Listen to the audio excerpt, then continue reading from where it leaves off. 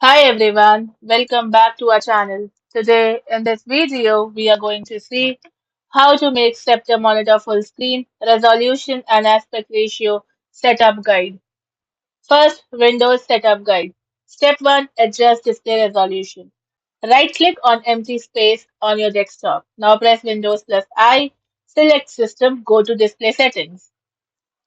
Then scroll down to the scale and layout section and click the display resolution drop down menu. Select the option labeled recommended.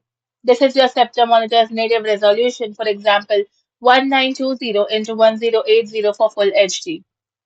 Step 2. Fix black bars or switching. In the same window, click on Advanced Display in Related Settings section. Now click Display Adapter Properties for Display 1. Go to the Intel Graphics Command Center, NVIDIA Control Panel, or AMD Software tab, depending on your graphics card. Now look for scaling options and set it to maintain aspect ratio of full screen. Second, Mac OS Setup Guide. Step 1. Adjust display resolution. Click the Apple menu and open System Settings. Now click Displays in the sidebar and select your Sceptre monitor.